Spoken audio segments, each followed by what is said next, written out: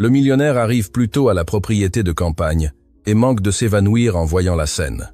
L'éclat de rire enfantin résonna dans l'air vicié de l'après-midi, un son si pur et étrange qu'Alexandre sentit une main invisible lui serrer le cœur jusqu'à l'arrêter. L'attaché case en cuir de luxe, rempli de contrats du CAC 40 et de préoccupations corporatives, glissa de ses doigts et frappa le gravier de l'allée d'un bruit sourd qu'il n'enregistra même pas. Ses yeux, habitués à lire des bilans financiers et à détecter des mensonges dans des conseils d'administration, ne pouvaient pas traiter la scène impossible qui se déroulait sur la pelouse immaculée de sa propre propriété. Là, sous la lumière dorée de 16 heures, son fils Léo, le même enfant que 5 neurologues de renom international, avait diagnostiqué d'un autisme sévère et d'une déconnexion émotionnelle permanente, était agrippé au dos d'une femme. Ce n'était pas sa fiancée. Ce n'était pas une infirmière spécialisée avec 3 doctorats. C'était l'employée de maison. Une jeune femme qu'il avait à peine regardée dans les yeux 2 fois, vêtue d'un uniforme bleu bon marché et de ridicules gants de ménage jaunes qui brillaient sous le soleil. Elle rampait sur l'herbe vert émeraude, ignorant les taches sur ses genoux, faisant des bruits de poney, tandis que Léo, son petit Léo, 6 ans, qui était censé haïr le contact physique, enfouissait son visage dans le cou de la femme et riait aux éclats, les bras ouverts, comme s'il voulait embrasser le monde entier. Alexandre sentit ses jambes lui faire défaut, l'air lui resta coincé dans la gorge. Comment était-ce possible? Juste ce matin, Solène, sa future épouse, lui avait rappelé d'un ton de patience feinte que Léo avait besoin d'augmenter la dose de sédatifs car ses crises d'agressivité étaient insupportables. Elle lui avait dit que l'enfant était un cas désespéré, une coquille vide qui n'apportait que douleur et dépenses. Mais ce qu'Alexandre avait sous les yeux n'était pas une coquille vide, c'était un enfant vivant, vibrant, heureux. Il fit un pas hésitant vers le jardin, sentant que le sol bougeait sous ses pieds. La scène était aussi hypnotique que douloureuse. Manon, la femme de ménage, s'arrêta un instant pour reprendre son souffle, et au lieu de repousser l'enfant avec une froideur clinique, elle tourna la tête et lui fit un chatouillement rapide sur le flanc avec le bout de son nez. Léo éclata dans une nouvelle vague de rire, un son qu'Alexandre n'avait pas entendu depuis l'accident de sa première épouse il y a 4 ans. 4 ans de silence, 4 ans de regards perdus et de corps rigides. Et maintenant, une employée avec des gants de vaisselle avait réussi en 20 minutes ce que les meilleurs médecins d'Europe n'avaient pas réussi en une demi-vie. Une fureur froide et une espérance ardente s'entrechoquèrent dans la poitrine du millionnaire. Quelqu'un lui avait menti et la vérité était là, riant sur la pelouse. Abonnez-vous pour découvrir pourquoi ce moment a démasqué un réseau de mensonges qui allait changer leur vie à jamais. Alexandre reprit sa marche, cette fois avec des pas plus fermes, bien que son esprit fût un tourbillon. Chaque mètre qu'il avançait vers eux brisait un peu plus l'image qu'on lui avait vendue de son propre fils. Léo n'avait pas le regard perdu dans le vide. Ses yeux marrons, si semblables à ceux de sa mère décédée, étaient fixés sur le visage de Manon avec une adoration absolue. Il n'y avait aucune trace de la rigidité musculaire qui justifiait le fauteuil roulant rouge garé à quelques mètres, vide et oublié comme un mauvais présage. L'enfant se tenait fermement, ses petits doigts serrant le tissu de l'uniforme bleu. Alexandre marcha sur la pelouse et le craquement de l'herbe sous ses chaussures de créateur brisa la bulle magique. Manon se figea en plein mouvement.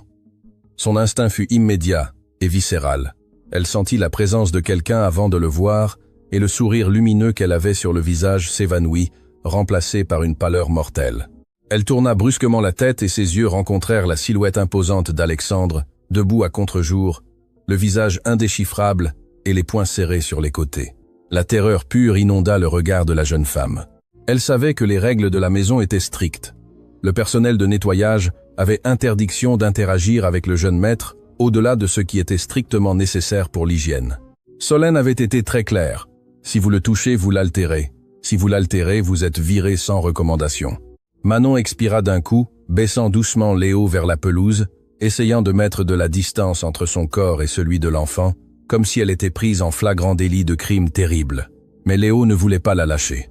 L'enfant gémit un son de protestation clair et humain et s'agrippa de nouveau à la manche de son uniforme, tachant le tissu avec ses doigts pleins de terre. « Monsieur Alexandre », balbutia Manon, se mettant rapidement à genoux sans oser se lever complètement, les mains gantées de jaune, tremblant visiblement devant sa poitrine. « Je suis tellement désolé. Je n'ai pas vu l'heure. Je ne savais pas que vous arriveriez tôt. S'il vous plaît, ne vous fâchez pas. Il voulait juste jouer un peu. » Alexandre ne répondit pas immédiatement. Son silence était lourd, chargé d'une intensité que Manon interpréta comme l'antichambre d'un licenciement brutal. Elle baissa la tête attendant les cris, attendant l'humiliation qu'elle recevait habituellement de Madame Solène. Mais les cris n'arrivèrent pas. À la place, Alexandre observait son fils. Léo, remarquant la tension chez Manon, avait cessé de rire. Son visage se transforma, passant de la joie à une préoccupation alerte. L'enfant rampa sur le sol, rampa avec force et coordination, et se plaça devant Manon, levant ses petits bras comme un bouclier, regardant son propre père avec méfiance. Ce geste frappa Alexandre plus fort que n'importe quelle insulte. Son fils, l'invalide émotionnel, essayait de protéger la bonne de son propre père. « Ne bouge pas », ordonna Alexandre, sa voix sonnant rauque, presque méconnaissable pour ses propres oreilles. Ce n'était pas un cri, c'était une supplique déguisée en ordre. Manon resta pétrifiée, les yeux pleins de larmes contenues. Léo était toujours là, le front plissé, une expression de défi sur son visage enfantin qu'Alexandre n'avait jamais vu. On lui avait toujours dit que Léo ne reconnaissait pas les gens, que pour lui les êtres humains étaient des objets indistincts. Mais l'enfant savait parfaitement qui était la menace et qui était son refuge. Alexandre sentit un goût amer dans sa bouche. La culpabilité le brûlait. Il avait passé tant de temps à voyager, tant de temps à travailler pour payer les traitements, faisant aveuglément confiance à Solène et aux spécialistes, qu'il était devenu un étranger pour son propre sang. Alexandre s'accroupit lentement, ignorant comment le tissu de son costume de haute couture se tendait et se tachait de l'humidité du jardin. Il se retrouva à la hauteur de leurs yeux. Manon respirait difficilement, l'odeur de détergent et de lavande émanant de ses vêtements, un mélange simple et familier qui contrastait avec les parfums chers et chimiques qui inondaient habituellement le manoir. « Depuis quand ?» demanda Alexandre, fixant son regard sur la jeune femme. Son ton était urgent, exigeant. « Monsieur. » Manon cligna des yeux, confuse, s'attendant à la réprimande pour la saleté ou le désordre. « Depuis quand fait-il ça ?» Alexandre désigna Léo, qui caressait maintenant du doigt la main gantée de caoutchouc de la jeune femme, cherchant du réconfort. « Les médecins, Solène, tous m'ont dit que ses muscles étaient atrophiés. Ils m'ont dit qu'il ne pouvait pas soutenir son propre poids, qu'il ne pouvait pas fixer le regard, que le rire était un réflexe involontaire impossible dans son état. Depuis quand rit-il ainsi ?» Manon déglutit, se rendant compte que la colère du patron n'était pas dirigée contre elle, ou du moins pas pour la raison qu'elle croyait. Elle regarda Léo avec une tendresse infinie, oubliant un instant qu'elle parlait à l'un des hommes les plus puissants du pays. « Depuis toujours, monsieur », murmura-t-elle. Et ces deux mots tombèrent comme des roches sur la conscience d'Alexandre. Enfin, depuis que j'ai commencé à travailler ici il y a 6 mois. Au début, il était timide, oui, mais il n'est pas atrophié. Il est juste triste et très effrayé. Effrayé ? Alexandre répéta le mot comme si c'était une langue étrangère. De quoi aurait-il peur ? Il a tout ce dont il a besoin. Des soins 24 heures sur 24, la meilleure chambre, des thérapies. Manon hésita. Elle savait que ce qu'elle était sur le point de dire pouvait lui coûter non seulement son travail, mais sa réputation, si Madame Solène l'apprenait. Mais elle sentit la petite main de Léo lui serrer le doigt, et ce contact lui donna une vaillance soudaine. Elle leva les yeux et soutint le regard du millionnaire. « Il n'a pas peur de quoi, monsieur? Il a peur de qui ?» Le silence qui suivit fut absolu, seulement rompu par le chant lointain d'un oiseau. Alexandre sentit un frisson lui parcourir le dos, malgré la chaleur de l'après-midi. Les pièces du puzzle, ces pièces qui ne s'emboîtaient jamais. Les bleus accidentels, les pleurs qui cessaient magiquement quand Solène quittait la pièce, son insistance à le maintenir sous sédatif, commencèrent à s'unir en une image grotesque qu'il avait refusé de voir. « Expliquez-vous, dit Alexandre, sa voix baissant à un murmure dangereux. Et vous feriez mieux de dire la vérité, Manon, parce que si ce que vous insinuez est vrai. » Il change quand elle arrive, lâcha Manon rapidement, les mots se bousculant. Quand Madame Solène est à la maison, Léo s'éteint, il devient rigide, il ferme les yeux et ne répond plus. Les médecins le voient ainsi parce qu'elle est toujours présente aux consultations, n'est-ce pas? Elle est toujours là, lui tenant la main ou lui touchant le cou. Alexandre se rappela les visites médicales. Solène était toujours la fiancée dévouée, la mère de substitution parfaite, caressant le cou de l'enfant, lui murmurant à l'oreille. Elle lui touche toujours le cou, pensa Alexandre, et une nausée soudaine l'envahit en se rappelant un vieux documentaire sur les points de pression. C'était possible, c'était monstrueux. Mais le rire, ce rire qu'il venait d'entendre ne mentait pas. « Je veux en voir plus », ordonna Alexandre, se levant brusquement, effrayant Manon. « Vous avez dit qu'il n'est pas atrophié. Montrez-moi ce qu'il peut faire. Maintenant, monsieur. » Je ne suis pas thérapeute, nous jouions juste. Manon tenta de s'excuser, craignant d'avoir trop parlé. Faites-le, tonna-t-il, et puis, voyant comme Léo se recroquevillait, il adoucit son ton, passant une main dans ses cheveux grisonnants avec désespoir. S'il vous plaît, j'ai besoin de le voir. J'ai besoin de savoir que je ne suis pas fou de croire que mon fils est là-dedans. Manon hocha lentement la tête, s'essuya les mains sur son tablier, retira les gants de ménage jaunes et les laissa tomber sur la pelouse, révélant des mains travailleuses et douces. Elle se tourna vers l'enfant et sa posture changea. Ce n'était plus la servante effrayée, c'était une compagne de jeu. Elle commença à fredonner une mélodie douce, une berceuse populaire qu'Alexandre se rappelait vaguement de sa propre enfance. « Allez, Léo, l'avion va décoller », dit-elle d'une voix chantante, tendant les bras. À l'étonnement d'Alexandre, Léo ne fit pas que sourire. L'enfant appuya ses mains sur le sol, tendit les muscles de ses jambes qui étaient censés être inutiles et, avec un effort visible mais décidé, souleva ses fesses du sol. Il se mit en position de ramper par lui-même. Il n'y eut pas d'aide, pas de support mécanique, ce fut de la pure volonté motrice. Léo rampa 2 pas vers Manon et ensuite, regardant son père du coin de l'œil, il émit un son guttural qui se forma peu à peu en syllabes. « Ah, ah, avion ». Le mot fut maladroit, traîné, mais indubitable. Alexandre porta sa main à sa bouche pour étouffer un sanglot. Muet. Le diagnostic disait muet, non verbal. Et là, son fils demandait à jouer à l'avion. Le monde d'Alexandre, construit sur des rapports médicaux et la confiance aveugle en sa fiancée, s'écroula à cet instant, laissant apparaître une réalité brillante et terrible. Léo était en bonne santé. Quelqu'un le maintenait malade exprès. « Mon Dieu !»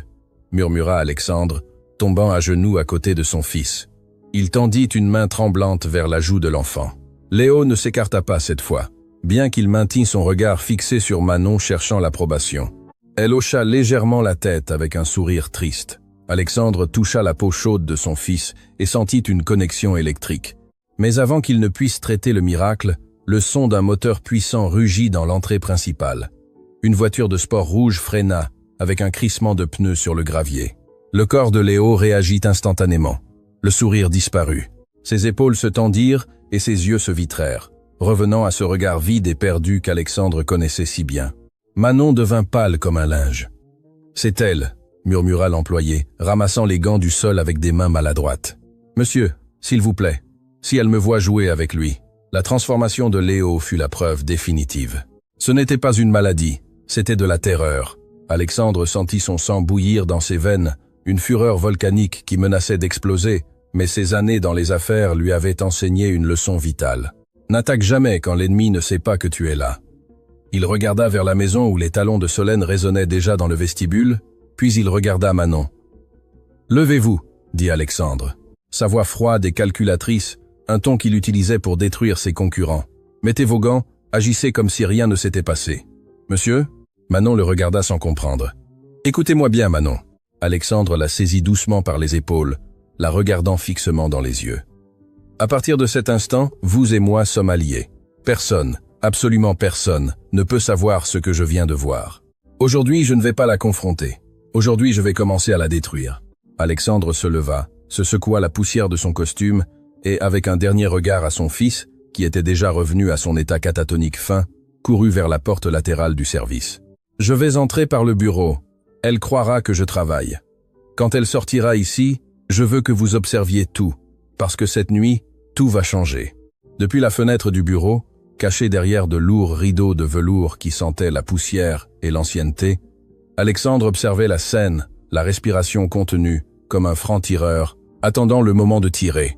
Son cœur battait avec une violence qui lui faisait mal aux côtes, un martèlement sourd qui accompagnait l'arrivée de la femme qu'il prévoyait d'épouser dans 2 mois. Le contraste était brutal, presque cinématographique. Le jardin, qui quelques minutes auparavant avait été une scène de rire et de miracle sous le soleil doré, s'assombrit métaphoriquement à l'instant où Solène apparut dans l'encadrement de la porte-fenêtre. Elle ne marchait pas, elle défilait. Elle portait des talons aiguilles rouges qui s'enfonçaient méchamment dans la pelouse parfaite, ruinant l'herbe à chaque pas, une métaphore parfaite de ce qu'elle avait fait de leur vie. Elle était impeccable, avec des lunettes de soleil de marque qui couvraient la moitié de son visage, et un sac qui coûtait plus que le salaire annuel de Manon. Mais ce qui glaça le sang d'Alexandre ne fut pas sa tenue, mais son langage corporel. Depuis la sécurité de sa cachette, il vit comment la posture de Solène irradiait une agressivité tendue, électrique. Il n'y avait personne d'autre autour, ou du moins c'est ce qu'elle croyait. Ainsi, le masque de mère dévouée et souffrante était tombé par terre avec ses clés. « Qu'est-ce que vous faites, bon sang ?» Le cri de Solène traversa le double vitrage du bureau, étouffé, mais indubitablement chargé de venin. Alexandre vit Manon se recroqueviller physiquement, un réflexe conditionné de celle qui a reçu trop de coups verbaux. L'employé se leva d'un bond, baissant la tête, les mains entrelacées sur son tablier sale. Mais le pire fut Léo, son fils, l'enfant qui, il y a 5 minutes, disait avion et rampait avec force. Il s'effondra sur lui-même comme un château de cartes. Ses épaules se courbèrent, ses bras se collèrent à son corps dans une rigidité spasmodique, et son visage, auparavant illuminé par la joie, se vida de toute expression. La bouche de poisson, comme l'appelaient les médecins, ce regard vitreux vers le néant. Alexandre serra le poing contre le rebord de la fenêtre jusqu'à ce que ses jointures blanchissent. Ce n'était pas de l'autisme, c'était un mécanisme de défense. L'enfant faisait le mort pour survivre aux prédateurs. « Regardez-le » cria Solène, désignant Léo d'un doigt accusateur qui avait un ongle parfaitement manucuré. « Il est dégoûtant, plein de terre et d'herbe. Je vous paye pour le rouler comme un animal ou pour qu'il soit propre. » Manon tenta de parler, ses lèvres bougeant dans une excuse silencieuse, mais Solène ne la laissa pas faire. La femme avança vers l'enfant à pas rapides. Alexandre sentit l'impulsion viscérale de briser la vitre et de sauter dans le jardin, mais il s'obligea à rester immobile. « Regarde-la » s'ordonna-t-il à lui-même. « Tu as besoin de voir de quoi elle est capable quand elle croit que tu ne la vois pas. » Solène arriva jusqu'à Léo et, au lieu de se pencher pour le nettoyer ou le gronder doucement, elle l'attrapa par le bras. Ce ne fut pas un toucher maternel. Ce fut une secousse brusque, sèche, violente. Elle leva le bras de l'enfant comme s'il s'agissait d'une poupée de chiffon cassée. Léo ne se plaignit pas, ne pleura pas. Il se laissa simplement manipuler, pendant à sa main, inerte. Cette passivité terrifia Alexandre plus que n'importe quelle pleure. Cela signifiait que c'était une routine. Cela signifiait que Léo avait appris que résister était pire. « Tu es un incapable !» siffla Solène, approchant son visage de celui de l'enfant, bien qu'Alexandre ait dû lire sur ses lèvres pour comprendre la phrase complète. « Je me suis négligé 5 minutes, et tu ressembles déjà à un mendiant. Si ton père te voit ainsi, il va penser que je ne m'occupe pas de toi. Et s'il pense ça, l'argent pour tes sucreries, c'est fini. Tu comprends ?» Elle sortit un mouchoir de son sac et commença à frotter le visage de Léo avec force, lui écorchant presque la peau pour enlever une tache de terre. La tête de l'enfant était secouée à chaque mouvement brusque de sa main. Manon fit un pas en avant, un acte de courage suicidaire. « Madame, s'il vous plaît, vous allez lui blesser la peau », dit l'employé, sa voix tremblante atteignant à peine le bureau. Solène se tourna avec la rapidité d'une vipère. « Tais-toi, stupide !» lui cria-t-elle, lui lançant le mouchoir sale au visage. « Tu es la coupable. Va à la cuisine et prépare ses gouttes. La double dose. Il est trop altéré par ta faute. Il a besoin de dormir avant qu'Alexandre n'arrive. Je ne veux pas qu'il le voie ainsi, défectueux. Double dose. » Les mots résonnèrent dans l'esprit d'Alexandre comme un coup de feu. Il se rappela les factures mensuelles de la pharmacie. Sédatifs pédiatriques à large spectre. Les médecins disaient que c'était pour contrôler ses crises de colère. Maintenant, il comprenait que les crises de colère étaient inventées. Les gouttes n'étaient pas pour le calmer, elles étaient pour l'éteindre. Elles étaient pour transformer un enfant sain en un meuble silencieux qui ne dérangerait pas les plans de la future maîtresse de maison. Alexandre sentit une larme chaude et solitaire rouler sur sa joue. Il avait payé mois après mois pour que l'on drogue son propre fils. Alexandre s'écarta de la fenêtre, respirant profondément pour contrôler le tremblement de ses mains. Il devait sortir, il devait agir, mais il ne pouvait pas être le père furieux, il devait être le stratège froid. S'il la confrontait maintenant avec des cris, elle pleurerait. Elle dirait qu'elle était stressée, blâmerait Manon, manipulerait la situation comme elle le faisait toujours. Il n'avait pas besoin qu'elle se creuse sa propre tombe. Il desserra sa cravate, déboutonna le bouton supérieur de sa chemise pour paraître fatigué et ouvrit la porte du bureau qui donnait sur le couloir intérieur, pas sur le jardin. Il marcha lourdement vers l'entrée principale de la maison, faisant résonner ses chaussures contre le marbre, annonçant sa présence comme s'il venait d'entrer par la grande porte. « Solène, je suis rentré !» cria-t-il d'une voix qui feignait l'épuisement et la normalité. L'effet dans le jardin fut instantané. À travers la porte ouverte du salon, il vit comment Solène lâchait le bras de Léo comme s'il brûlait. En moins de 2 secondes, sa posture changea radicalement. Elle lissa sa robe, passa une main dans ses cheveux pour les arranger, et composa un sourire brillant, répété, parfait.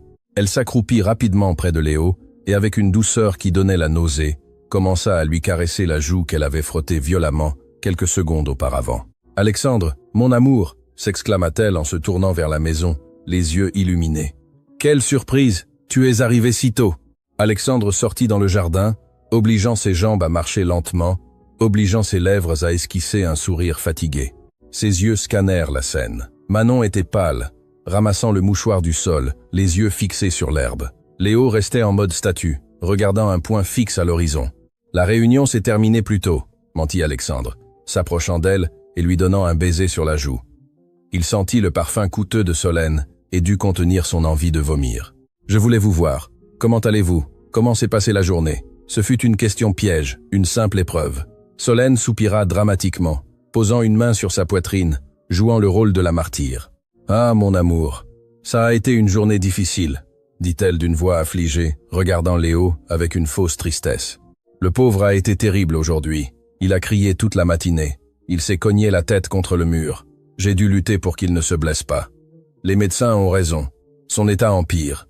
J'ai à peine pu le sortir dans le jardin il y a 1 minute pour qu'il prenne l'air. Mais regarde, il ne réagit même pas. Il est complètement parti. » Alexandre sentit son sang bouillir. Il a crié toute la matinée. Mensonge. Manon lui avait dit qu'ils avaient joué. Il s'est cogné la tête. Mensonge. Il n'avait pas de marque. Il empire. Le plus grand mensonge de tous. Vraiment? Demanda Alexandre en s'accroupissant devant Léo. L'enfant ne le regarda pas. Il sentait la présence de Solène comme une ombre toxique sur eux. Mon pauvre petit, il a l'air épuisé. Il leste, insista Solène, posant une main possessive sur l'épaule de l'enfant, serrant légèrement. Alexandre remarqua que Léo faisait une grimace imperceptible de douleur. « J'ai dit à Manon de préparer son médicament. Il a besoin de se reposer, mon amour. Peut-être devrions-nous l'interner dans ce centre de Genève que le docteur Vallès a suggéré. Je sais que c'est coûteux et loin, mais je n'ai plus la force. Je m'inquiète pour sa sécurité. » Là était le plan final. L'envoyer loin, se débarrasser du problème pour toujours et rester seul avec le millionnaire et sa fortune. Alexandre regarda Manon. L'employé leva les yeux 1 seconde, ses yeux pleins de panique, le suppliant silencieusement de ne pas croire les mensonges. Alexandre soutint son regard, un message silencieux de « Je te vois, je te crois ». « Non », dit Alexandre, se levant et s'essuyant les genoux. Sa voix fut ferme, coupante. « Nous ne allons l'envoyer nulle part pour l'instant. En fait, je veux passer l'après-midi avec lui. » Le visage de Solène se tendit imperceptiblement. « Mais mon amour, il est en crise. Il peut être dangereux. Tu sais qu'il devient agressif. » Elle tenta de le dissuader, faisant un pas pour s'interposer entre le père et le fils. Peu importe. Alexandre la contourna et regarda Manon. « Manon, n'apportez pas les gouttes. Apportez du jus d'orange et restez ici. Je veux que vous soyez présente aussi. Il semble que Léo soit à l'aise avec vous. » Solène laissa échapper un petit rire nerveux, incrédule. « Manon, mon amour, s'il te plaît. C'est juste la femme de ménage. Léo ne sait même pas qu'elle existe. C'est un objet pour lui. En plus, elle a beaucoup à faire à l'intérieur. La maison est un désastre. »« La maison peut attendre, » coupa Alexandre. Et cette fois, il laissa un peu de son autorité de PDG se filtrer dans son ton. Il regarda Solène droit dans les yeux, la défiant pour la première fois depuis des années. « J'ai remarqué quelque chose d'étrange, Solène. » Le silence devint dense. Solène cligna des yeux, son sourire vacillant. « Étrange? Qu'est-ce que tu veux dire ?» Que quand je suis arrivé, Alexandre fit une pause délibérée, savourant l'éclair de peur dans ses yeux. Il m'a semblé entendre des rires d'enfants. Solène se raidit, son esprit calculateur travailla à 1000 à l'heure. « Ah, ça, dit-elle rapidement, retrouvant son calme. Ce devaient être les enfants des voisins. Le vent porte le son. Léo n'a pas ri depuis des années. Alexandre, ne te fais pas d'illusions cruelles. Son cerveau ne fonctionne pas ainsi. Peut être, dit Alexandre en se tournant vers son fils. Il s'inclina et, brisant toutes les règles que Solène avait imposées, souleva Léo dans ses bras. L'enfant se tendit comme une planche de bois, attendant la réprimande ou le coup, mais Alexandre l'étreignit avec force, le collant à sa poitrine, murmurant près de son oreille, pour que lui seul puisse entendre, ignorant la femme qui les regardait avec suspicion. « Avion !» murmura Alexandre. « Papa est là. L'avion va décoller, champion. » Il sentit le petit corps de Léo frémir. Et puis, très lentement, presque imperceptiblement, Une petite main se posa sur l'épaule du costume cher d'Alexandre. Ce ne fut pas une étreinte complète, mais ce fut une réponse, la preuve de vie. « Entrons », dit Alexandre à voix haute, marchant vers la maison avec son fils dans les bras, laissant Solène plantée dans le jardin, la bouche ouverte. « Manon, venez avec nous maintenant !» Solène resta derrière, les regardant s'éloigner. Pour la première fois, le contrôle lui échappait des mains, et Alexandre, marchant vers le manoir qui était devenu une prison, jura qu'il ne dormirait pas cette nuit-là avant d'avoir trouvé le flacon de pilules et les caméras de sécurité qu'il prévoyait d'installer. La guerre avait commencé. L'atmosphère à l'intérieur du manoir était irrespirable, un mélange de luxe stérile et de tension silencieuse. Alexandre entra dans le vestibule principal avec Léo dans les bras, sentant le corps de son fils être un bloc de glace rigide contre sa poitrine. Derrière lui, le son des talons de Solène résonnait comme des coups de feu sur le marbre italien, un rappel constant de la menace qui le talonnait.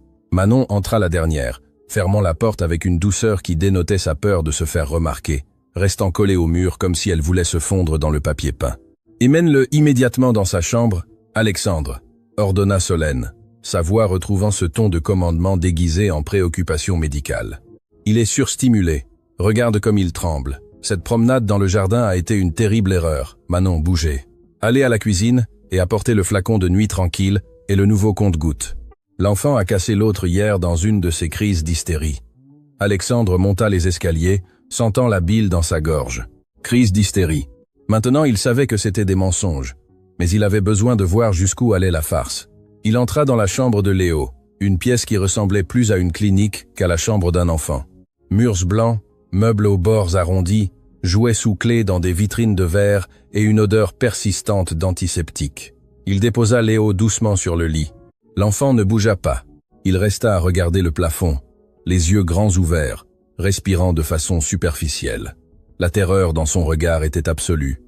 Solène entra comme un tourbillon, lui arrachant l'espace. « Sors, mon amour, dit-elle, poussant légèrement Alexandre vers la porte.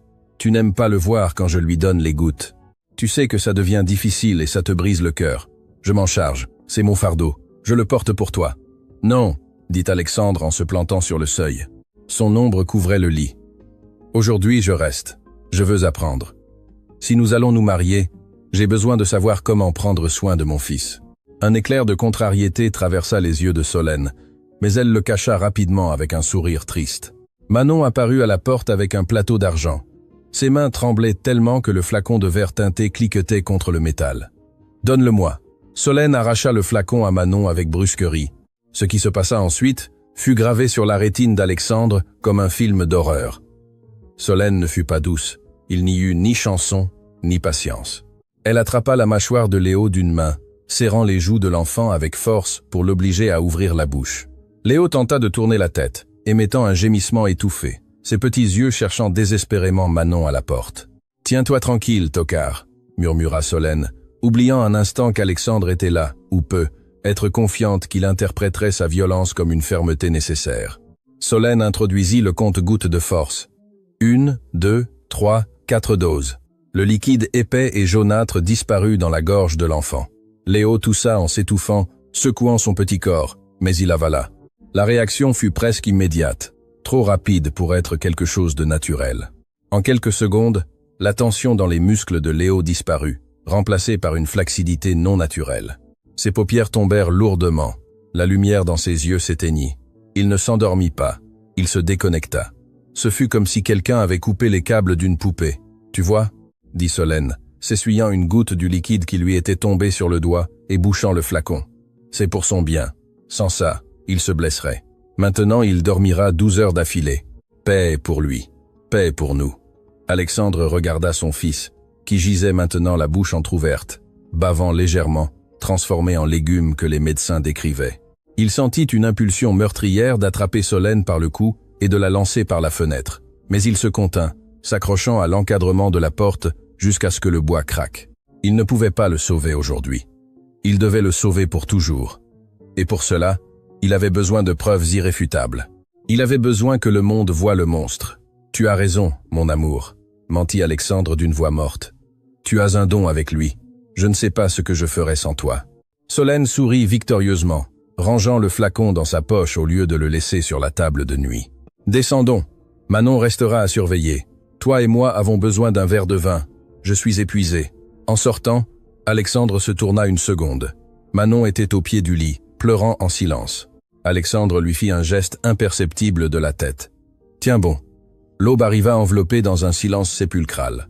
Le manoir dormait, ou du moins c'est ce qu'il semblait. Solène ronflait doucement dans la chambre principale, sous les effets de 2 verres de Chablis et de la satisfaction d'avoir contrôlé la crise. Mais Alexandre était complètement réveillé, vêtu de vêtements noirs, se déplaçant comme un fantôme dans sa propre maison. Il avait attendu jusqu'à 3 chéraux du matin pour exécuter la première phase de son plan.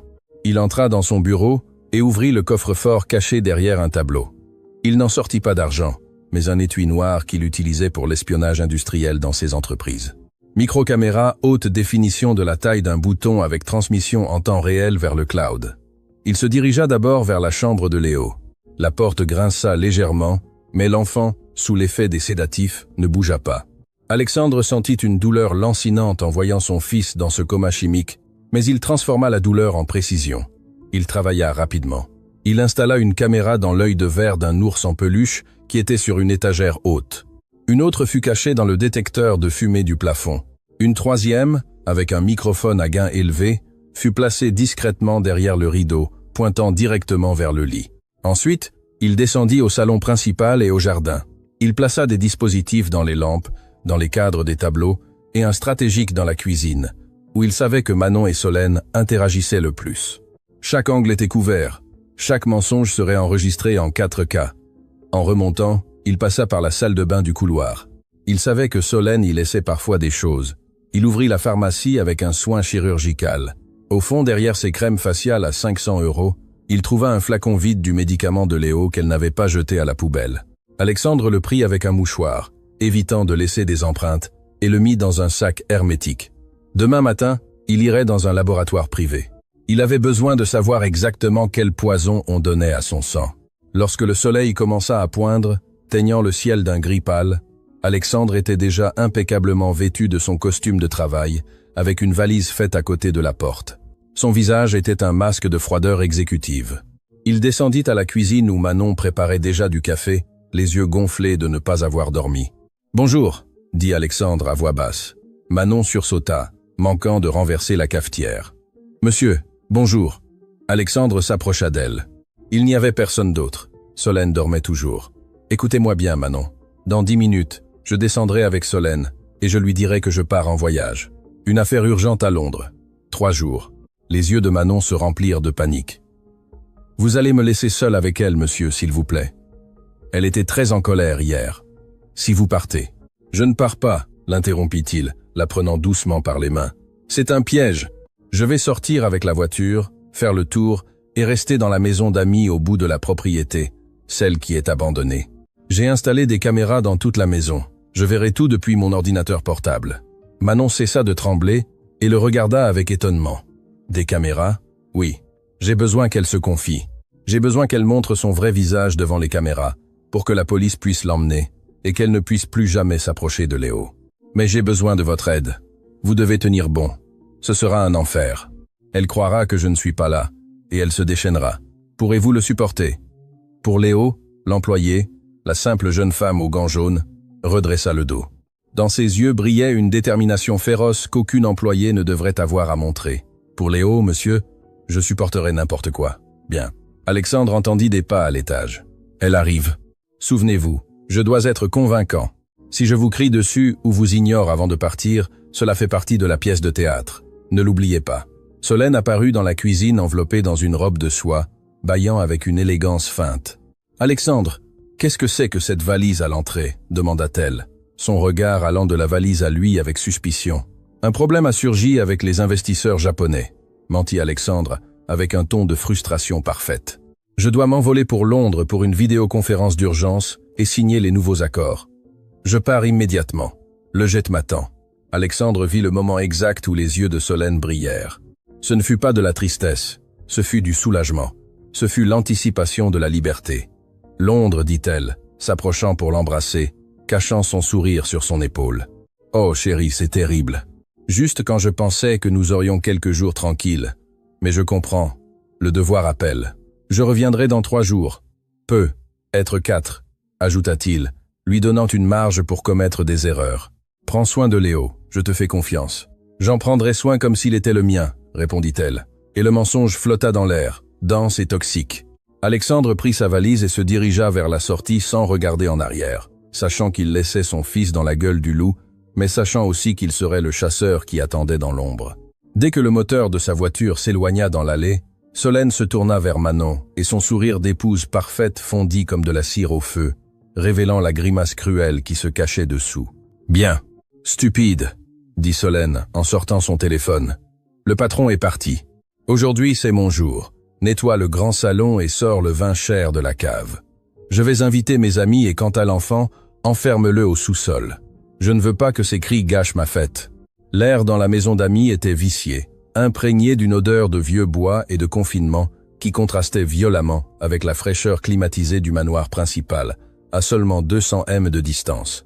Alexandre n'alluma aucune lumière. Il ne pouvait pas risquer qu'un éclair ne le trahisse. Il s'assit sur une vieille chaise en osier qui grinça sous son poids, uniquement éclairée par la lueur à ses côtés de l'écran de son ordinateur portable. Ses yeux, rougis et secs par le manque de clignement, étaient fixés sur la mosaïque d'images que transmettaient les caméras cachées.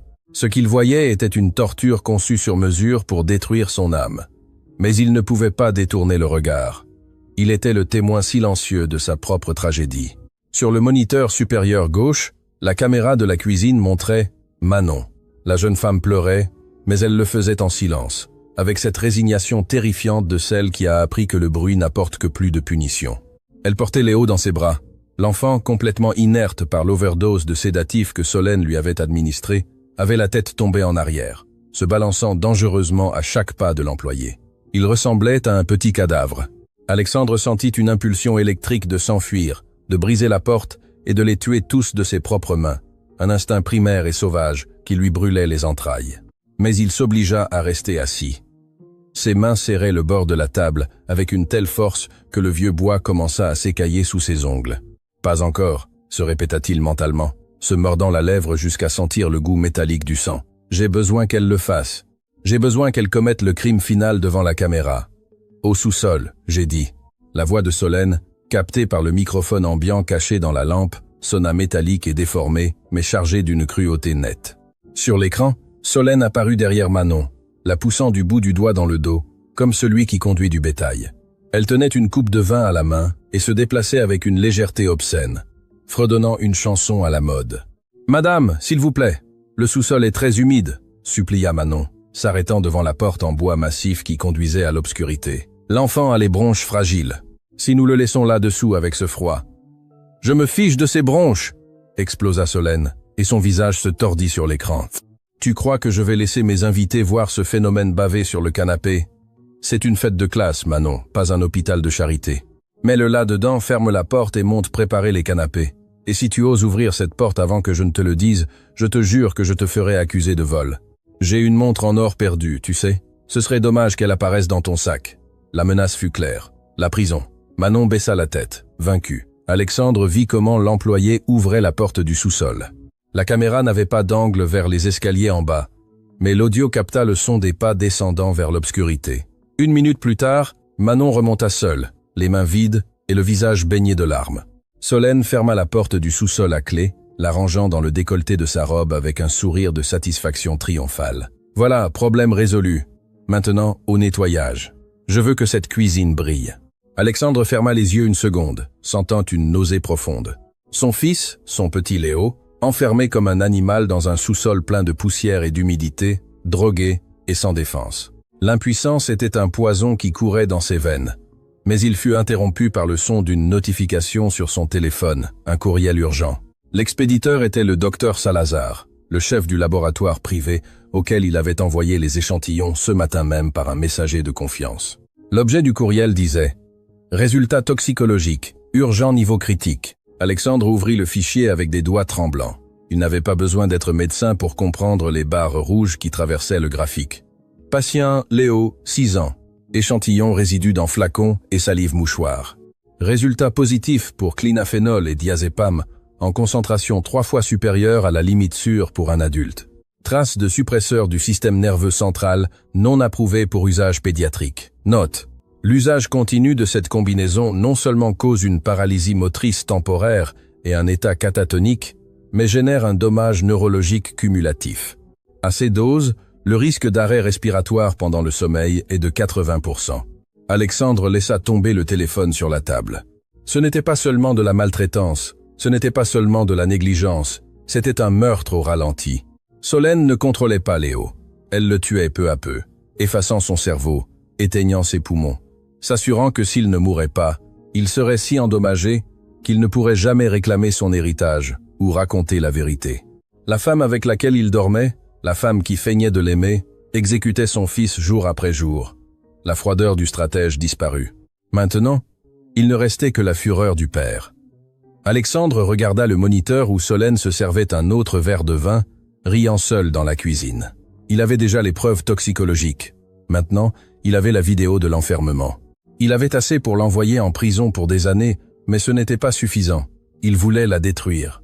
Il voulait que ses amis, cette haute société devant laquelle elle feignait d'être parfaite, voient le monstre qu'elle était. Il voulait une humiliation publique si dévastatrice qu'elle ne pourrait se cacher sous aucune pierre. Il regarda l'horloge, 19h. Les voitures des invités commenceraient à arriver à tout moment. La fête était sur le point de commencer, et Alexandre, depuis sa grotte obscure, se prépara à être le chef d'orchestre de l'enfer qui s'annonçait. La nuit tomba sur la propriété comme un manteau lourd, cachant la laideur morale sous des lumières de jardin parfaitement conçues. Depuis l'écran de son ordinateur portable, Alexandre vit comment la façade de sa maison se transformait. Solène avait allumé les lumières décoratives, créant une ambiance de conte de fées qui contrastait abondamment avec la réalité du sous-sol. Les premières voitures de luxe commencèrent à glisser dans l'allée. Mercedes, BMW, décapotables conduites par des femmes qui s'habillaient comme si elles allaient à un gala de bienfaisance, inconscientes qu'elles entraient sur la scène d'un crime. Le son de la musique lounge commença à filtrer par les microphones du salon. Alexandre augmenta le volume de ses écouteurs pour ne perdre aucun mot. Il avait besoin de tout entendre. Il avait besoin de munitions.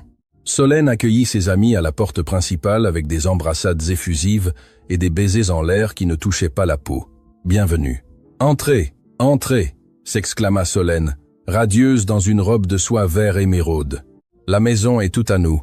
Le patron est parti à Londres pour faire plus d'argent pour nous et le paquet se repose. »« Le paquet ?» demanda une femme blonde avec trop de bijoux, laissant échapper un petit rire cruel en acceptant une coupe de champagne d'un plateau que tenait Manon. « Tu sais, l'enfant, » répondit Solène en baissant la voix d'un ton conspirateur en marchant vers le salon.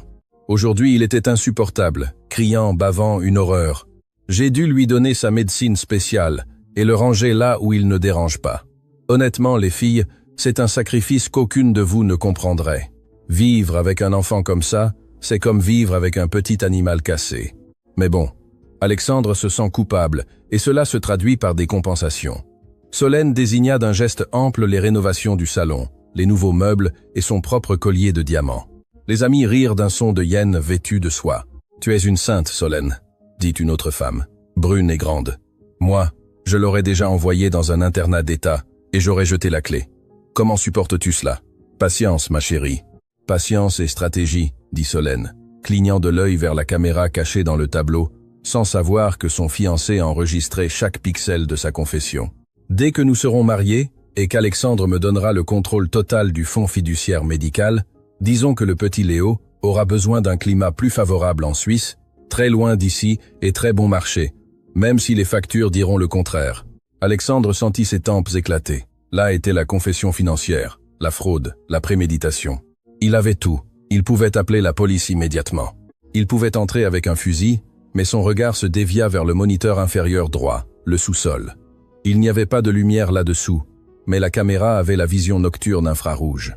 L'image était granuleuse dans des tons de gris et de vert fantomatiques. Léo bougeait.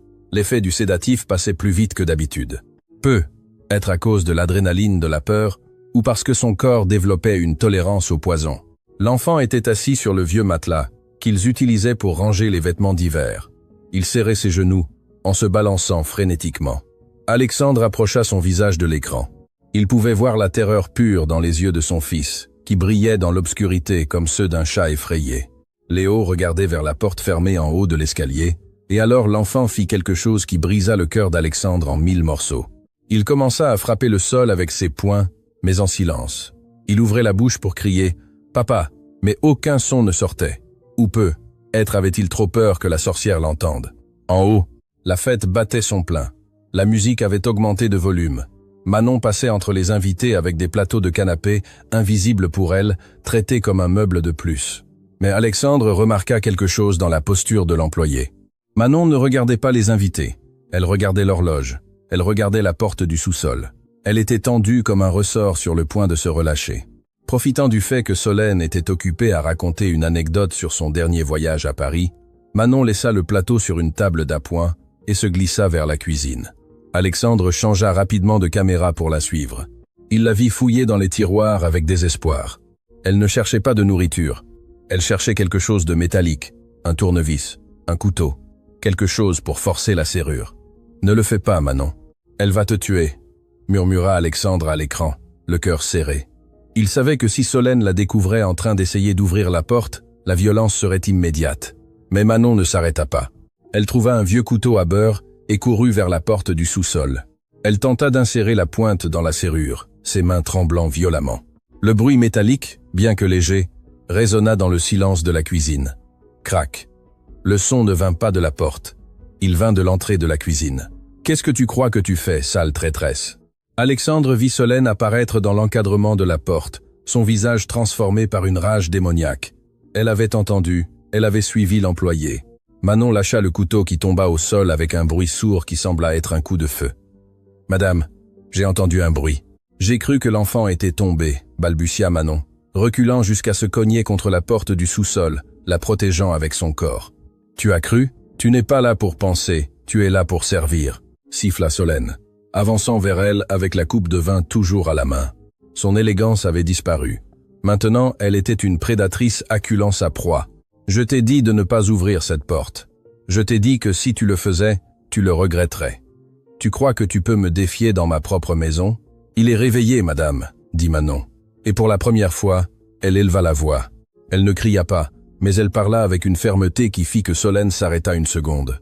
Il est réveillé et il a peur. C'est un enfant. Vous ne pouvez pas le laisser là dans l'obscurité. C'est inhumain. Inhumain ? Solène laissa échapper un rire strident qui glaça le sang. Inhumain, c'est de devoir s'occuper d'un raté qui ne sert à rien. Il est une erreur génétique et tu es une erreur de personnel. Et je vais corriger les deux immédiatement. Solène leva la main. Non pour la gifler. Alexandre vit l'éclat du cristal. Elle allait la frapper avec la coupe de vin. Elle allait lui couper le visage. Alexandre n'attendit plus. Il ne pensa pas. Il ne planifia pas. Il sortit de la maison d'amis comme un missile, sans fermer la porte, sans éteindre l'ordinateur portable. Il courut dans le jardin sombre, sautant les haies, ignorant la douleur dans ses poumons, propulsé par une seule nécessité, arriver avant que le sang ne tache le sol de sa cuisine. En courant, il sortit son téléphone et composa un numéro prêt, enregistré d'une seule touche. Sécurité. Bloquer les sorties. Que personne ne quitte la propriété. Je répète, personne ne sort. Activer le protocole rouge.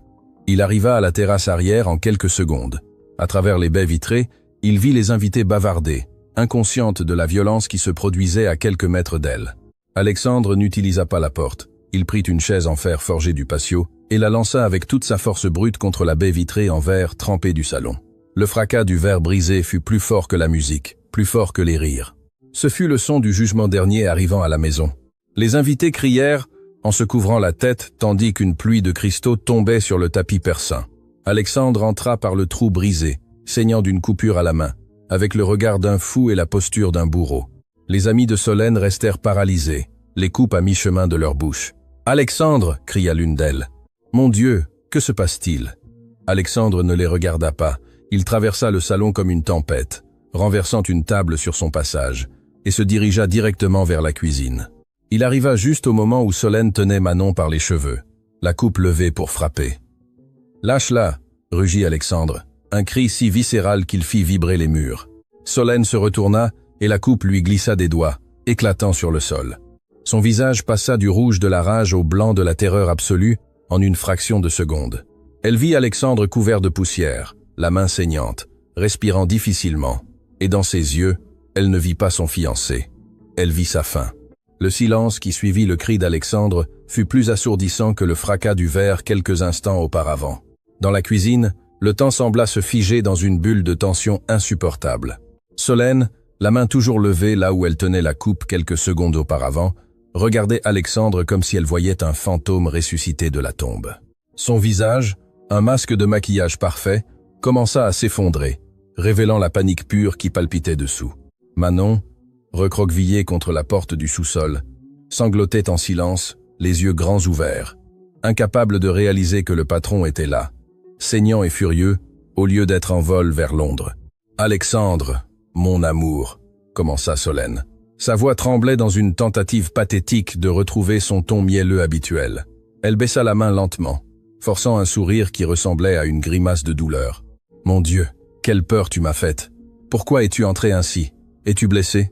Regarde ta main. » Elle fit un pas vers lui, tendant les bras comme si elle voulait l'étreindre, tentant désespérément de rétablir la normalité, de convertir la scène de violence domestique en un malentendu malheureux. « Ne t'approche pas !» dit Alexandre. Sa voix ne fut pas un cri. Cette fois, ce fut un grognement bas, guttural, chargé d'une menace si réelle que Solène s'arrêta net, trébuchant sur ses propres talons. « Si tu fais un pas de plus, Solène, je te jure que j'oublierai que je suis un gentleman. » Solène pâlit. Elle regarda vers le salon où ses amis se massaient sur le seuil de la cuisine, chuchotaient, les coupes de champagne oubliées dans leurs mains. L'audience regardait. Elle devait agir vite. « Alexandre, s'il te plaît, tu es agité, dit-elle, augmentant le volume pour que les invités l'entendent, adoptant son rôle de victime. Je comprends que tu sois stressé par le travail, mais regarde ce que tu as fait. Tu as effrayé Manon. La pauvre fille était. Elle faisait une crise de nerfs. Elle a essayé de voler des couverts en argent, et j'ai dû l'arrêter. J'essayais juste de protéger notre maison.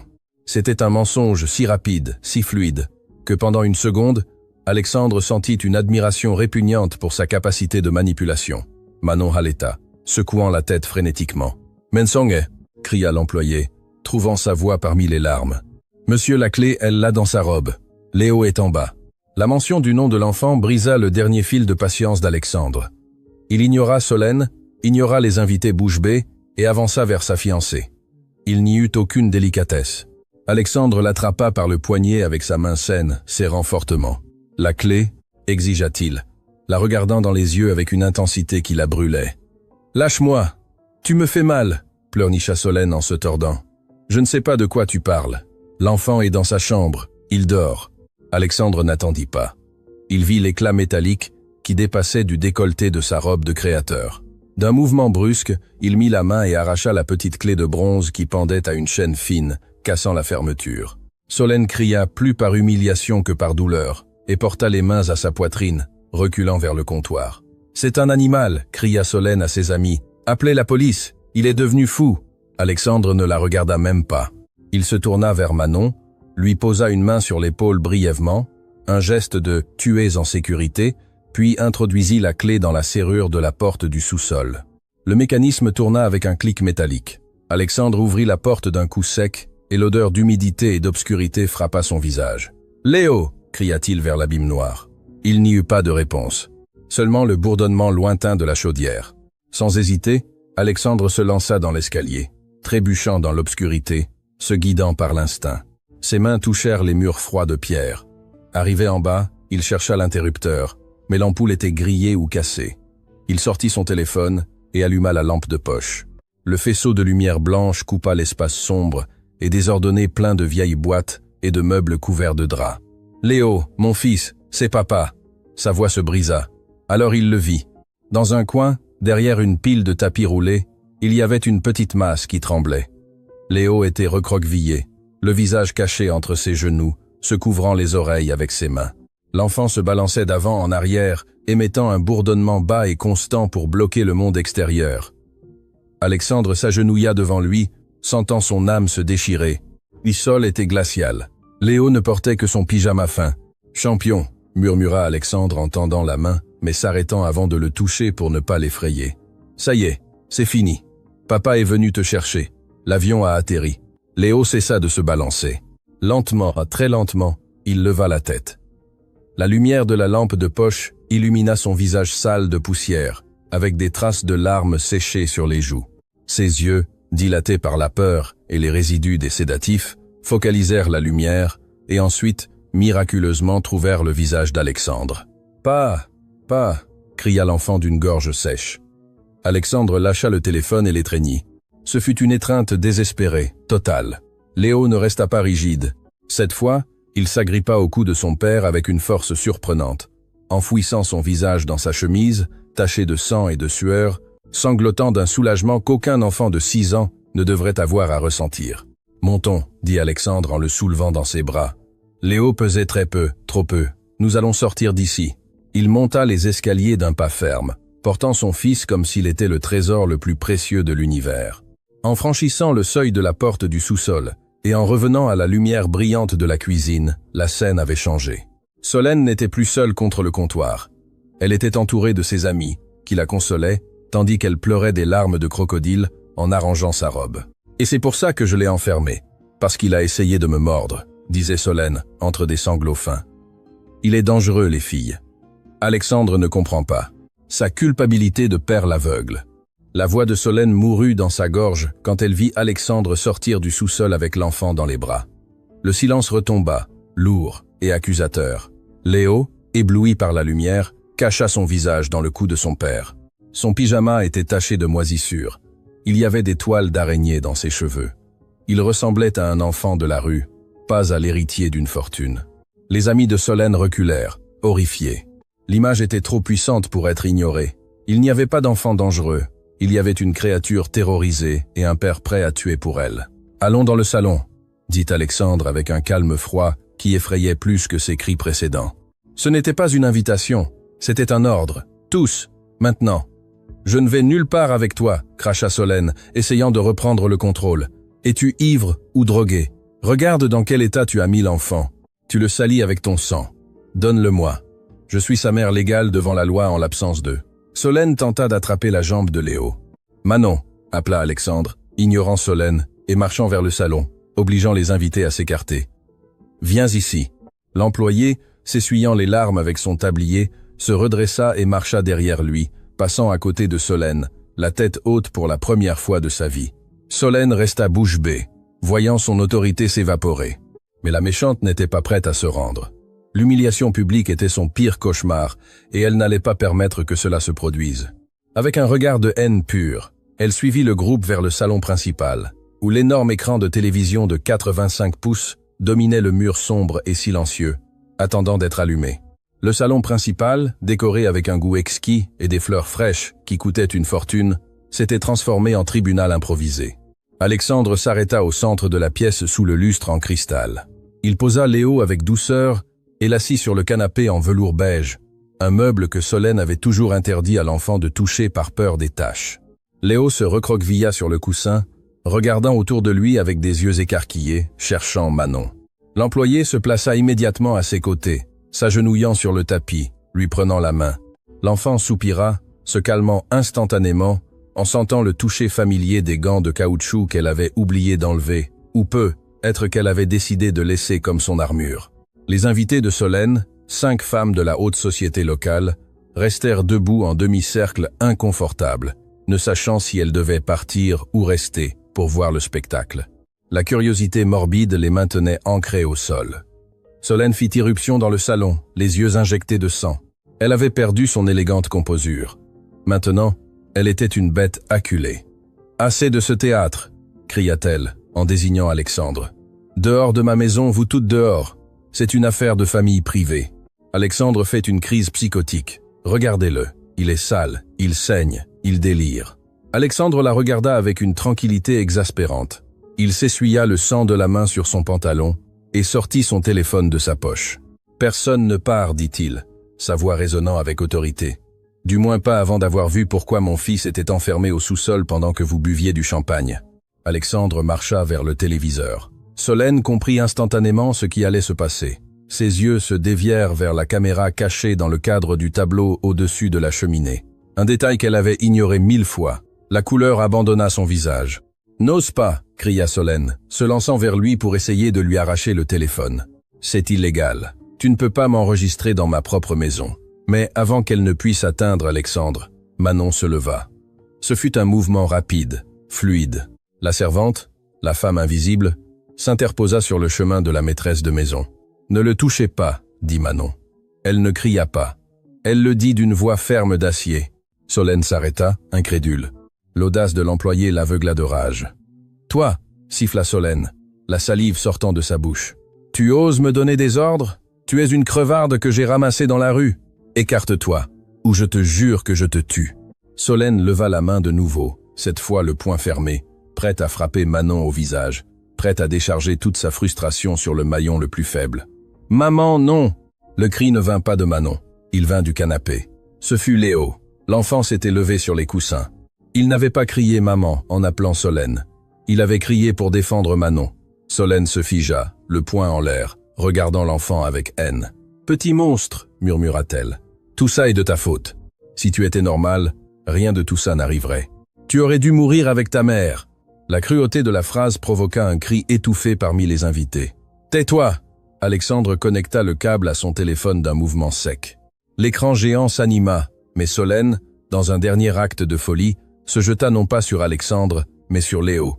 Si elle tenait l'enfant, elle avait le pouvoir.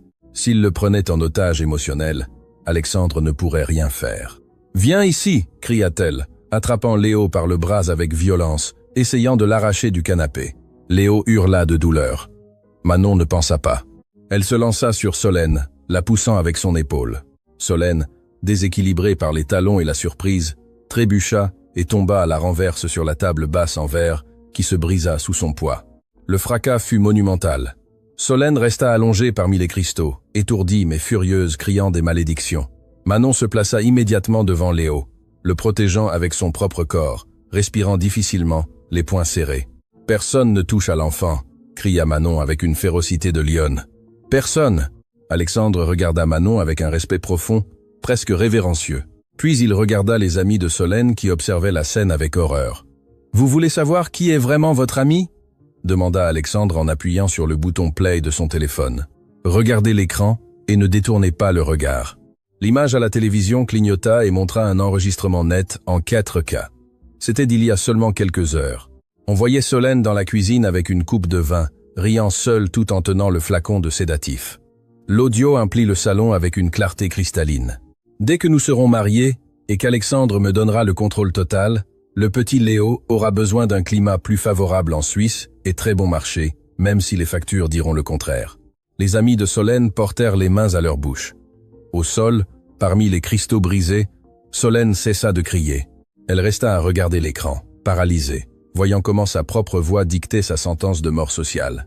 Mais Alexandre ne s'arrêta pas là. « Ça, c'était la fraude », dit-il, sa voix froide comme la glace. « Maintenant, regardez la torture. » Il fit glisser son doigt sur l'écran du téléphone.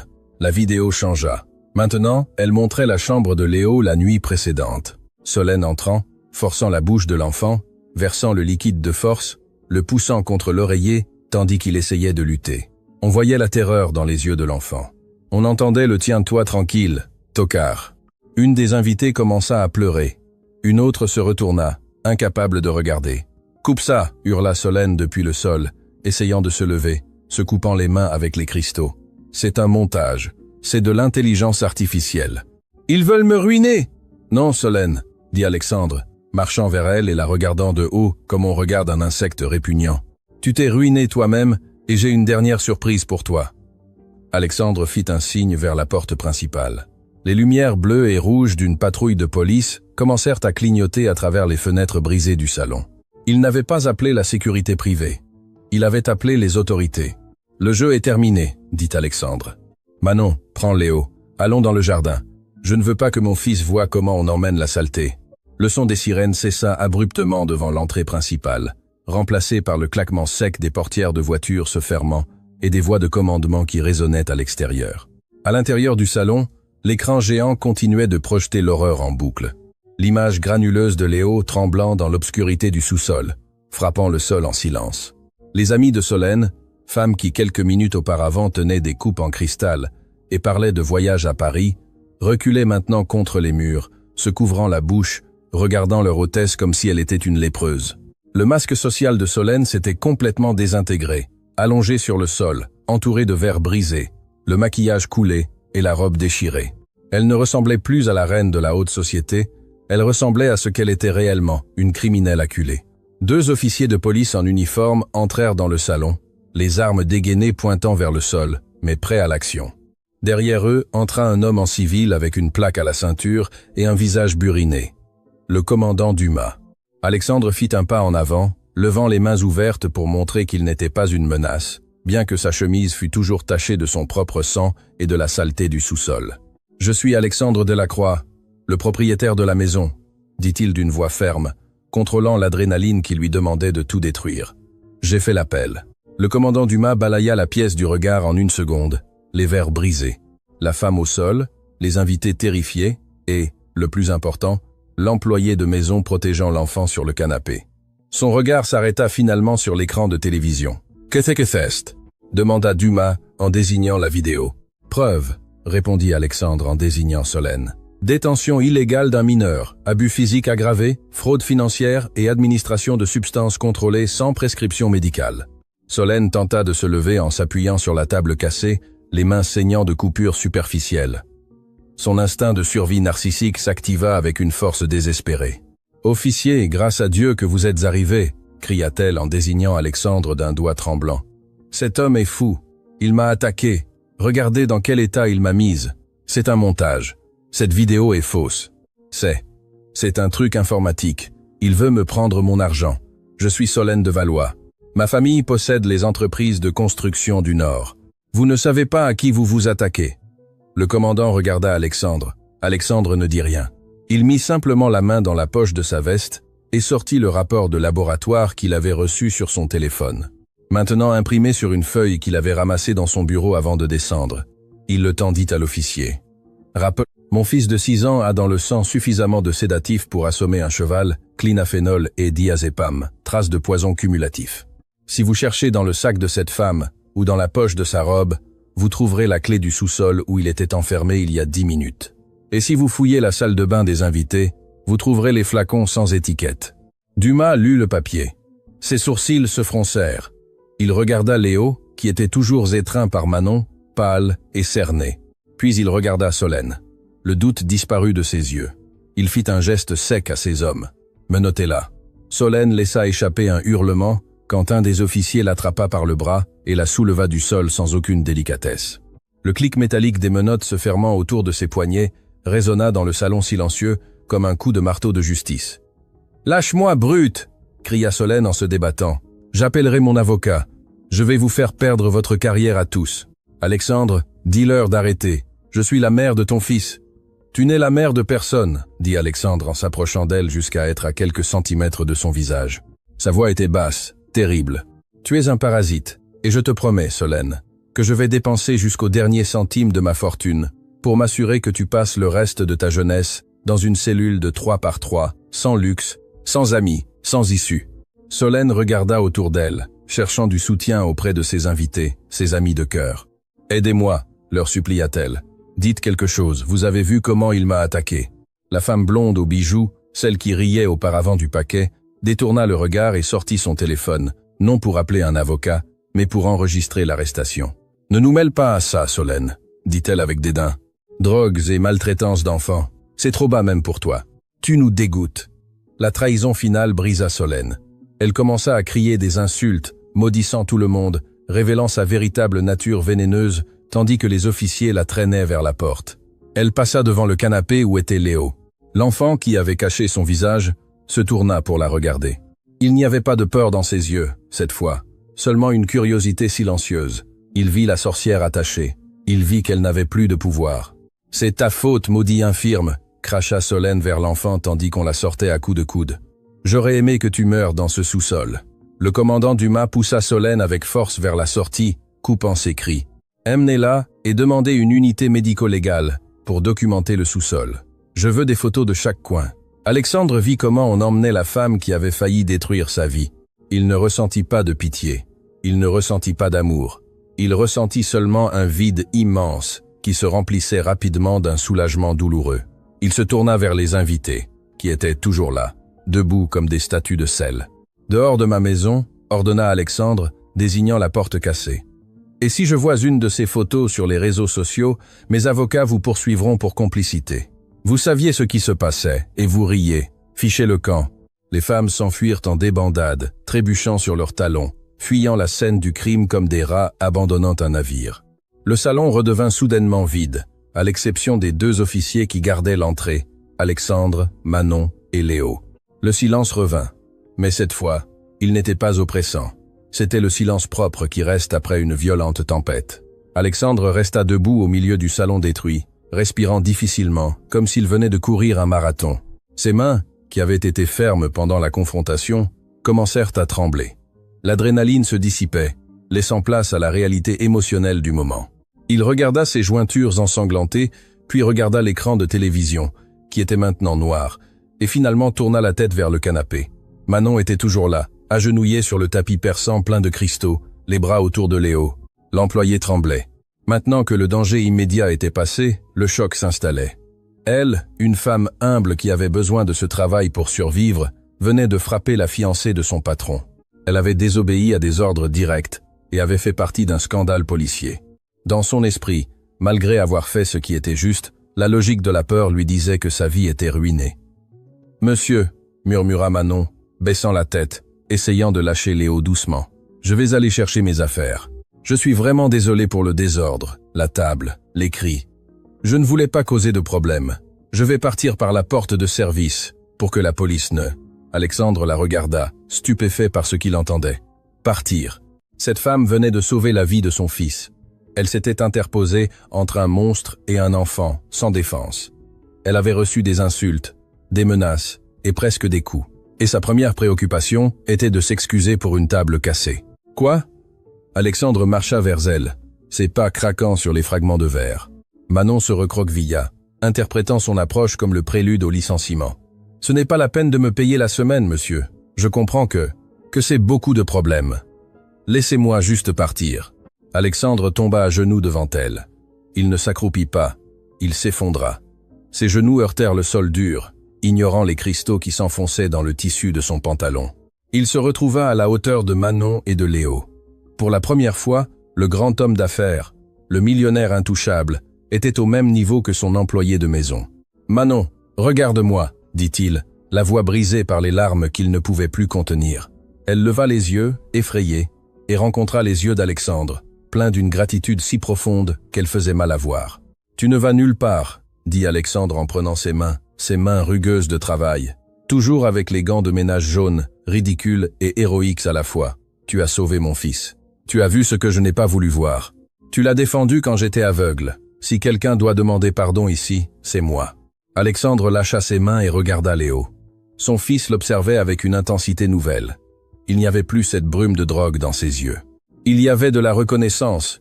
Il y avait un jugement silencieux. « Léo. » Alexandre tendit la main, craignant d'être rejeté. Il avait le droit d'être rejeté. Il avait laissé cette femme entrer dans leur vie. « Pardonne-moi, champion. Papa a été idiot. Papa ne t'a pas protégé. Mais je te jure sur la mémoire de ta maman que plus jamais personne ne te fera de mal. Plus jamais tu n'auras peur dans ta propre maison. » Léo regarda la main de son père, puis regarda Manon. Elle lui sourit entre les larmes et hocha légèrement la tête, lui donnant la permission, lui donnant la sécurité. Et alors ça se produisit. Léo se détacha de l'étreinte de Manon. Il ne rampa pas. Il se leva sur le tapis, titubant un peu à cause de la faiblesse de ses jambes engourdies, mais se tenant droit, il fit un pas vers Alexandre, puis un autre. « Pas, dit Léo d'une voix claire. L'enfant se lança en avant, et Alexandre l'attrapa en l'air, l'étreignant avec une force désespérée, enfouissant son visage dans le petit cou de son fils, pleurant comme un enfant. Il sentit les petits bras de Léo lui entourer le cou, serrant, consolant. Ce n'était pas l'étreinte d'un enfant malade, c'était l'étreinte d'un survivant. « Tu es là, répétait Alexandre en le berçant.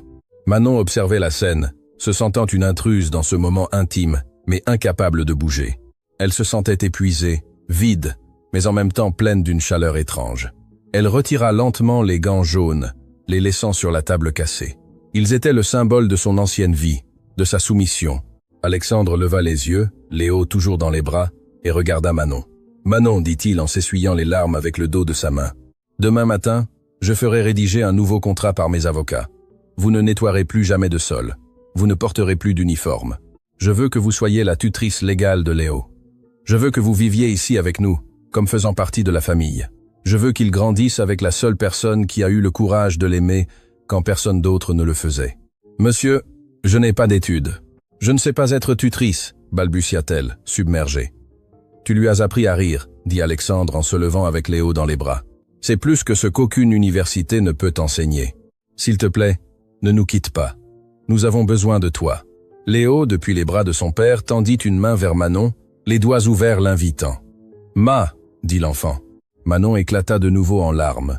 Mais cette fois, ce n'étaient pas des larmes de peur. Elle hocha la tête, incapable de parler, et prit la petite main de Léo. Tous les trois formèrent un cercle au milieu de la destruction du salon, un noyau d'humanité entouré de ruines. Dehors, la nuit était sombre, mais à l'intérieur, pour la première fois depuis des années, on sentait l'aube se lever. Le cauchemar de Solène était terminé, mais la véritable guérison commençait à peine. Alexandre regarda son fils et la femme qu'il avait sauvés. Il sut que bien qu'il ait perdu sa fiancée et sa réputation sociale auprès de ses fausses amies, il avait gagné quelque chose d'infiniment plus précieux, une seconde chance d'être père. « Allons dormir », dit Alexandre doucement. « Mais pas ici. Allons à l'hôtel. Cette maison a besoin d'être nettoyée des mauvais souvenirs. » Ils sortirent tous les trois par la porte principale, laissant derrière eux les cristaux brisés, les gants jaunes sur la table et l'écho des sirènes, marchant vers un avenir incertain, mais libre.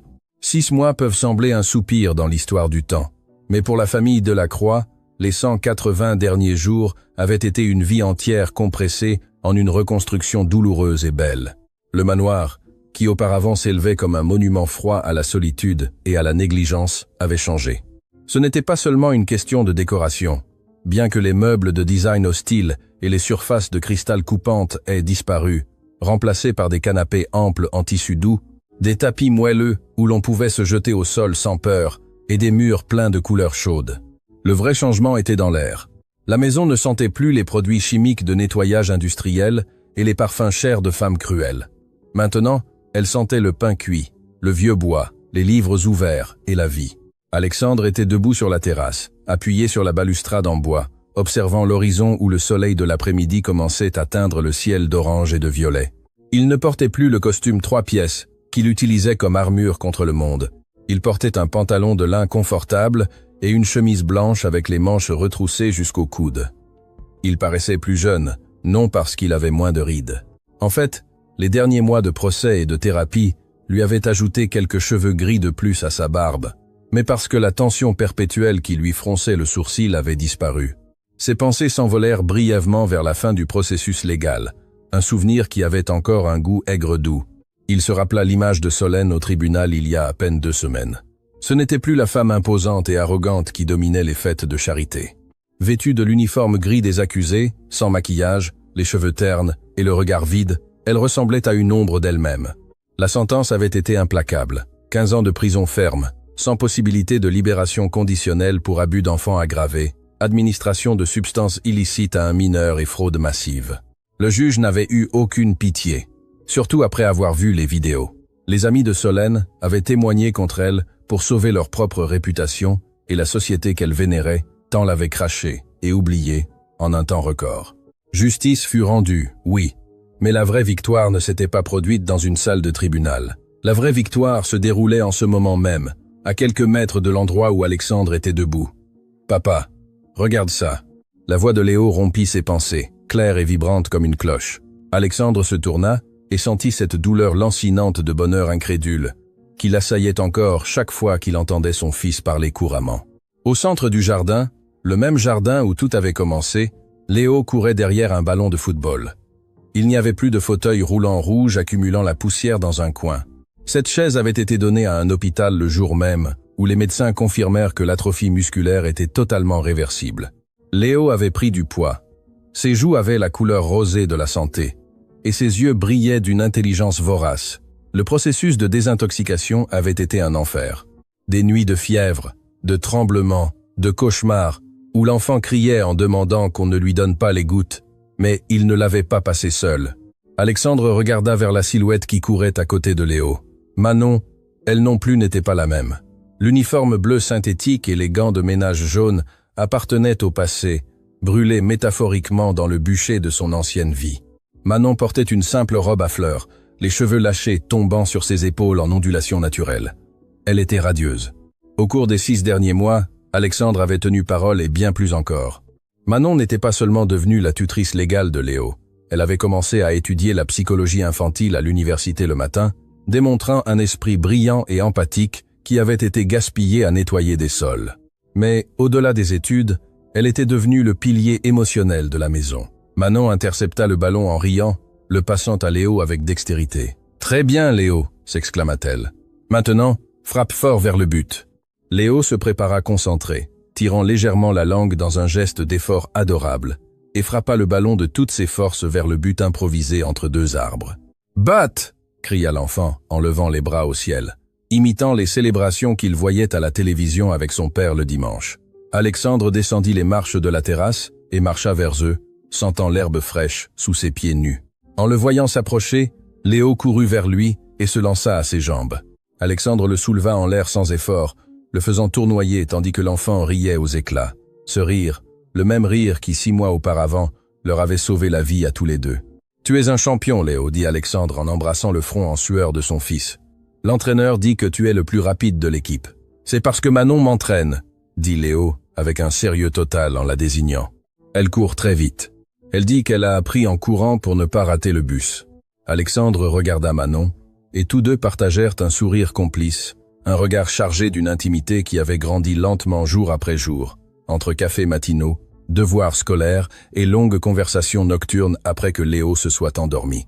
Ce n'avait pas été une romance de film instantanée, cela avait été quelque chose de plus profond, une construction basée sur le respect mutuel et la gratitude partagée. Alexandre avait dû apprendre à se pardonner son aveuglement antérieur, et Manon avait dû apprendre à faire confiance au fait que tous les hommes avec du pouvoir n'étaient pas comme ceux qui l'avaient humilié dans le passé. « Je crois que Manon a beaucoup de talent caché », dit Alexandre en posant Léo au sol. « Pourquoi n'irais-tu pas chercher de l'eau à la cuisine, champion? Manon et moi avons besoin de parler 1 minute. » Léo les regarda tous les deux avec cette intuition aiguisée qu'ont les enfants qui ont souffert. Il sourit malicieusement, comme s'il savait exactement ce qui se passait, et s'enfuit vers la maison en criant « Je vais apporter de la limonade pour tout le monde ». Le silence qui resta dans le jardin ne fut pas inconfortable, mais électrique. Le soleil se couchait, baignant Manon dans une lumière dorée qui la faisait paraître un ange terrestre. Elle croisa les bras, un peu nerveuse, détournant le regard vers les fleurs qu'elle avait elle-même replantées. « L'avocat a appelé aujourd'hui, » dit Alexandre en rompant le silence, s'approchant d'un pas de plus d'elle. « Ah oui ?» Manon leva les yeux, inquiète. « Est-ce qu'il s'est passé quelque chose de mal avec la garde? Solène a fait appel? » « Non. » Alexandre secoua doucement la tête. « Tout le contraire. La garde complète est mienne, irrévocable, et l'ordonnance de non-communication est permanente. Mais il a appelé pour une autre affaire, les papiers de ton contrat de travail. » L'expression de Manon s'assombrit légèrement. Le sujet de son emploi avait toujours été une zone grise. Alexandre lui payait un salaire généreux comme tutrice, mais elle se sentait étrange de recevoir de l'argent pour aimer Léo. « Oh, je comprends. Si vous avez besoin d'ajuster quelque chose, monsieur. Je veux dire, Alexandre. »« J'ai besoin de tout ajuster, Manon, » dit-il en faisant un autre pas. Maintenant, il était assez proche pour sentir son parfum, un mélange de vanille et de fraîcheur qui était devenu son arôme préféré. « Je veux résilier le contrat. » Manon pâlit. La peur ancienne, la peur de l'instabilité brilla dans ses yeux pendant 1 seconde. « Le résilier? Mais j'ai fait quelque chose de mal? Je pensais que Léo progressait bien. Ses notes sont excellentes, et la thérapeute dit que... » « Manon, arrête. » Alexandre tendit les mains et prit les siennes. Elles étaient chaudes et douces. Il n'y avait plus de traces de l'âpreté des détergents. « Je ne te renvoie pas. Je te libère. Je ne veux pas que tu sois mon employé. Je ne veux pas que tu reçoives un salaire pour être ici. Cela crée une barrière, une hiérarchie qui n'existe plus, et que je ne veux pas qu'elle existe. »« Je ne comprends pas, » murmura-t-elle, le cœur battant à tout rompre dans sa poitrine. Alexandre soupira, cherchant les mots justes. Il avait conclu des marchés de millions de dollars sans sourciller, mais c'était la chose la plus importante qu'il ait négociée dans sa vie. Quand je suis arrivé ce jour-là et que je t'ai vu sur la pelouse avec Léo, je n'ai pas seulement vu une femme s'occupant d'un enfant. J'ai vu ce qui manquait dans cette maison. J'ai vu ce qui manquait dans mon âme. Pendant ces 6 mois, tu m'as appris à être père. Tu m'as appris que l'argent ne sert à rien si tu n'as personne avec qui partager le rire. Tu m'as sauvé, Manon. Nous deux. Manon sentit les larmes lui remplir les yeux. Vous m'avez sauvé, Alexandre. Je n'avais rien. J'étais seul au monde. Léo m'a donné un but. Alors, reste dit Alexandre, sa voix baissant à un ton rauque et vulnérable. « Mais pas comme tutrice, pas comme nounou, reste comme la maîtresse de cette maison, reste comme ma compagne. » Alexandre lâcha une de ses mains et mit la main dans sa poche. Il ne sortit pas une bague en diamant ostentatoire. Il savait que Manon n'aimait pas ces choses. Il sortit une petite boîte en velours et l'ouvrit. À l'intérieur, il y avait un simple pendentif en or blanc avec une petite figure, un avion en papier. Le symbole de ce premier jour, le symbole de avion, le premier mot de Léo, le début de leur liberté. « Je ne te demande pas encore en mariage parce que je sais que tu as besoin de terminer tes études et d'avoir ton propre chemin, dit Alexandre en lui plaçant le pendentif dans la main. Mais je te demande d'essayer d'être une famille, une vraie, sans contrat entre nous, juste nous trois. » Manon regarda le petit avion en or, puis regarda Alexandre. Tous les doutes, toutes les peurs sur son origine humble et la différence de classe se dissipèrent devant l'honnêteté brutale de cet homme qui avait appris à aimer de nouveau. « Un avion, sourit-elle, les larmes coulant sur ses joues. « Pour que nous volions ensemble, répondit-il. Manon ferma le poing autour du pendentif et hocha la tête, incapable de parler, et se lança dans ses bras. Alexandre la reçut avec la force de celui qui trouve de l'eau dans le désert. Le baiser fut lent, doux, chargé de promesses et d'un avenir brillant. Ce ne fut pas un baiser de film d'Hollywood, ce fut un baiser réel de deux adultes qui avaient survécu à leur propre naufrage et s'étaient retrouvés sur la rive. « Hé, vous vous embrassez! Quelle horreur !» La voix de Léo les interrompit et tous deux se séparèrent en riant. L'enfant était à la porte de la terrasse, tenant un plateau avec 3 verres de limonade qui vacillaient dangereusement. Il n'y avait pas de traumatisme dans sa voix, seulement la taquinerie saine d'un enfant de 6 ans voyant son père agir comme un adolescent amoureux. « Viens ici, petit critique », dit Alexandre en lui faisant signe. Léo courut vers eux, laissant le plateau sur une table de jardin, un miracle que rien ne tombe, et se mit au milieu de l'étreinte. Tous les 3 restèrent là, au centre du jardin, tandis que le soleil terminait de se coucher. Alexandre regarda son fils sain et heureux. Il regarda Manon, la femme qui avait apporté la lumière, et pensa à quel point le destin était ironique. Il avait passé sa vie à chercher le succès financier, à construire des empires, croyant que le bonheur s'achetait ou se construisait avec des briques chères. Et à la fin, le bonheur était entré dans sa vie par la porte de service, avec un uniforme bon marché et des gants jaunes, pour lui enseigner que la vraie richesse ne se garde pas à la banque, mais se trouve dans les moments simples. Une après-midi de soleil, un rire d'enfant, et la certitude absolue que, quoi qu'il arrive, il ne serait plus jamais seul. « Vous savez quoi ?» dit Léo en regardant le ciel qui commençait à montrer les premières étoiles. « Je crois que demain nous devrions aller à la plage. Manon n'a jamais vu la mer. » Alexandre regarda Manon avec surprise. « C'est vrai ?» Elle haussa les épaules, rougissante. « Je ne suis jamais beaucoup sorti de la ville. La mer a toujours été un rêve lointain. » Alexandre sourit, un sourire large et sincère. « Alors prépare les valises, futur psychologue. Demain, nous allons à la plage, et le jour d'après à la montagne. Nous avons toute une vie pour rattraper le temps perdu. » Et tandis qu'il marchait vers la maison, avec les lumières chaudes s'allumant à l'intérieur, les invitant à entrer dans un foyer qui était enfin un foyer, Alexandre sut que cette fois, la fin du conte n'était pas un ils vécurent heureux. Eurent beaucoup d'enfants. C'était quelque chose de mieux.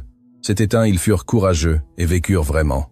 La porte se ferma derrière eux, laissant dehors l'obscurité, et le jardin resta en silence, gardant le secret de comment une paire de gants jaunes changea le destin de 3 âmes pour toujours. Fin.